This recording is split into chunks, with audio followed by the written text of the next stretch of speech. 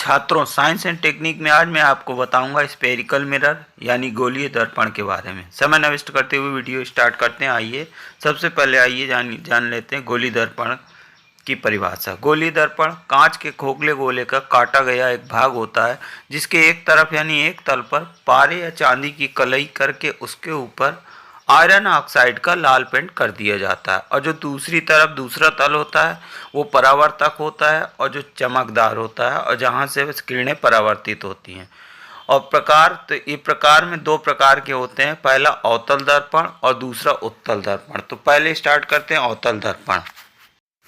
वह गोलीय दर्पण जिसका परावर्तक तल अंदर की ओर दबा हो और उभरे हुए भाग पर कलई हो अवतल दर्पण कहलाता है। और दूसरा है उत्तल दर्पण।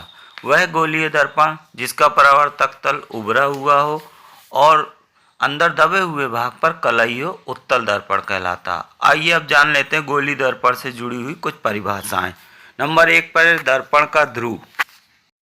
गोलीय दर्पण के परावर्तक पृष्ठ के केंद्र को दर्पण का ध्रुव कहते हैं और ये दर्पण के पृष्ठ पर ही स्थित होता है और इसे हम कैपिटल P से प्रदर्शित करते हैं। सामने देखिए जो परावर्तक पृष्ठ M1 और M2 दिखाई दे रहा है, इसका जो केंद्र बिंदु जहाँ पे P लिखा हुआ इसे हम दर्पण का ध्रुव P कहते हैं। दूसरी है वक्रता केंद्र जिसे हम कैपिटल C से प्रदर्शित करते हैं। गोलीय दर्पण का परावर्तक पृष्ठ कांच के जिस खोखले गोले का भाग होता है उसी गोले का केंद्र दर्पण का वक्रता केंद्र कहलाता है। और यह अवतल दर्पण के लिए वक्रता केंद्र का पृष्ठ जो होता है परावर्तक पृष्ठ के सामने होता है, जबकि उत्तल दर्पण का वक्रता केंद्र परावर्तक पृष्ठ के पीछे स्थित होता है। ये जो सामने देखिए आप गोले का जो केंद्र बिंदु दिखाई दे रहा है जहाँ पे कैपिटल C लिखा गया है, इसी को वक्रता केंद्र कहते हैं। तीसरी है वक्रता त्रिज्या। गोलीय दर्पण का परावर्तक पृष्ठ कांच के जिस खोखले गोले का भाग होता है उसकी त्रिज्या गोलीय दर्पण की वक्रता त्रिज्या कहलाती है। यानी कि दर्पण के ध्रुव से लेकर वक्रता केंद्र तक की दूरी ही वक्रता त्रिज्या होती है और इसे हम कैपिटल R से प्रदर्शित करते हैं। सामने देखिए R के रूप में चित्र में वक्रता त्रिज्या को दर्शाया गया है।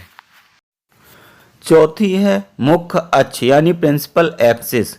दर्पण के ध्रुव P तथा वक्रता केंद्र C को मिलाने वाली रेखा ही दर्पण का मुख्य अक्ष यानी प्रिंसिपल एक्सिस कहलाती है और इसे P और C यानी कैपिटल P और कैपिटल C से ही प्रदर्शित किया जाता है। सामने देखिए चित्र में P से लेकर C तक के मिलाने वाली रेखा जो PC है वही दर्पण का मुख्य अक्ष है।